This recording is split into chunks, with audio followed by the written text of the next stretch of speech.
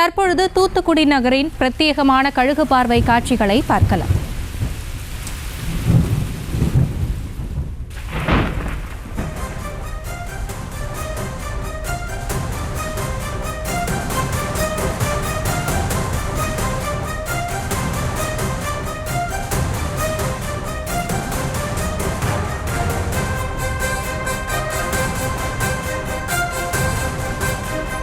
தற்பொழுது தூத்துக்குடி நகரின் கழுகு பார்வை காட்சிகளை நாம் பார்த்து வருகிறோம்.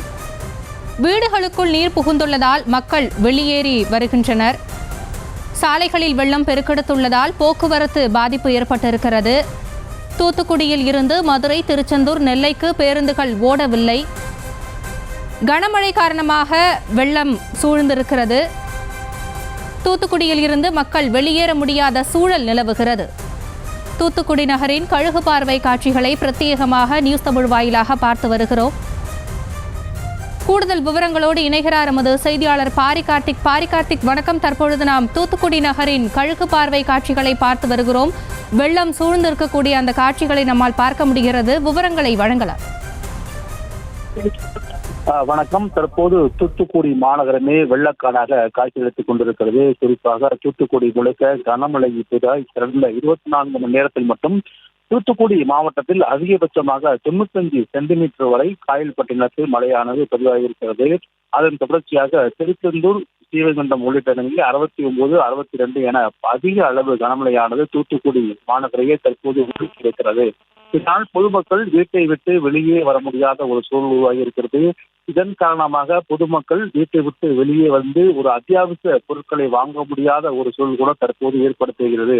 தொடர்ச்சியாக தூத்துக்குடி முழுக்க ரெட் அலர்ட் கடந்த 3 நாட்களாக விடப்பட்ட நிலையில் இங்கு கொட்டி தீர்த்த கனமழையின் காரணமாக பொதுமக்களுடைய இயல்பு வாழ்க்கை பெரிய அளவு பாதிக்கப்பட்டிருக்கிறது. அதே போல நகரில் இருக்கக்கூடிய உள்வட்ட சாலை மற்றும் புறவழிச்சாலை என அனைத்து இடங்களிலுமே நீரால் மூழ்கியிருக்க ஒரு சூழல்தான் இருக்கிறது.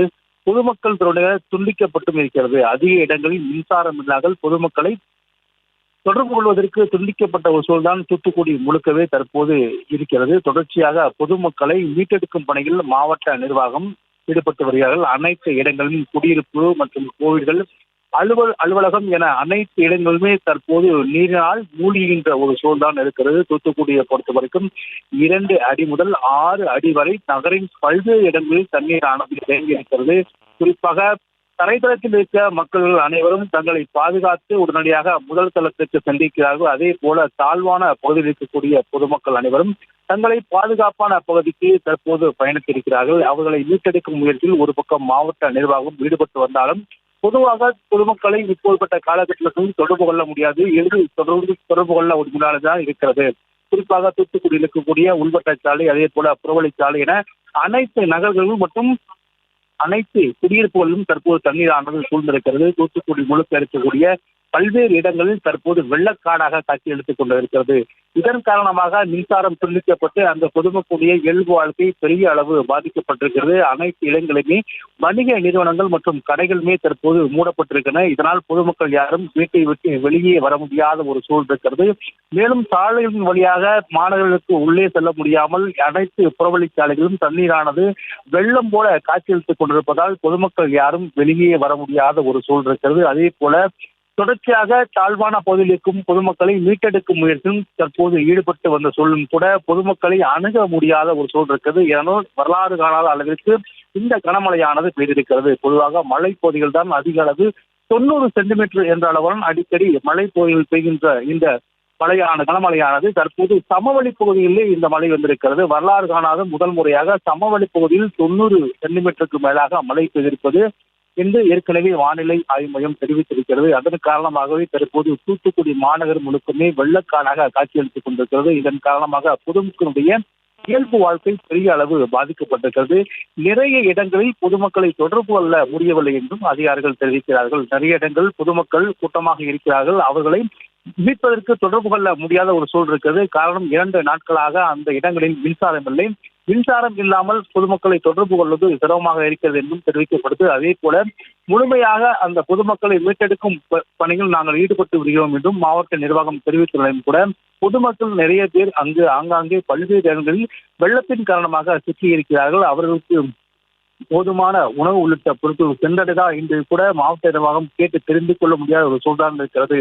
மாநகரை பொறுத்த வரைக்கும் அனைத்து இடங்களிலுமே தற்போது வெள்ளக்காடாக காட்சியளித்துக் கொண்டிருக்கிறது. உள்வட்ட சாலை, அதே போல புறவழிச்சாலை என அனைத்து இடங்களிலுமே மழை நீரானது வெள்ளம் போல காட்சியளித்துக் கொண்டிருப்பதால் பொதுமக்களை தொடர்பு கொள்ள எளிதாக முடியவில்லை. அதே போல அனைத்து சாலைகளும் தற்போது நீர் தேங்கியிருப்பதால் போக்குவரத்தும் பெரிய அளவு பாதிப்பு ஏற்பட்டிருக்கிறது. எந்த வாகனமும் உள்ளே செல்ல முடியாத ஒரு சூழல் இருக்குது. பொதுமக்களுடைய தொடர்ச்சியாக பல்வேறு இடங்களில் தொடர்பு கொள்ள அரசின் சார்பில் முயற்சிகளும் மேற்கொள்ளப்பட்டு வருகிறது. அனைத்து இடங்களும் இருக்கக்கூடிய சாலைகள் தற்போது நீரினால் மிதக்கின்ற ஒரு சூழல் இருக்கிறது. ஏற்கனவே தரைவழி போக்குவரத்து மாநகரில் பெரும் அளவில் துண்டிக்கப்பட்டிருக்கின்றன. எந்த அத்தியாவசிய பொருட்களுமே உள்ளே எடுத்து செல்ல முடியாத ஒரு சூழல் இருக்கிறது. அதே போல வணிக நிறுவனங்கள் மற்றும் கடைகளும் ஆங்காங்கே மூடியிருப்பதால் பொதுமக்கள் தங்கள் தேவையான பொருட்களை வாங்க முடியாத ஒரு சூழல் தான் இருக்கிறது. பெருமளவு இந்த மழைநீர் சமவெளியில் இந்த அளவுக்கு பெய்திருக்க வாய்ப்பே இல்லை. ஆனால் தற்போது 95% என்ற அளவில் தூத்துக்குடி மாவட்டத்தில் பெய்திருக்கக்கூடிய இந்த கனமழையின் காரணமாக பொதுமக்களுடைய இயல்பு வாழ்க்கை மிகப்பெரிய பாதிப்பை ஏற்படுத்துகிறது. பொதுமக்கள் யாரும் வீட்டை விட்டு வெளியே வர முடியாத ஒரு சூழல் இருக்கிறார்கள். அனைத்து இடங்களிலுமே மின்சாரமானது துண்டிக்கப்பட்டிருக்கிறது.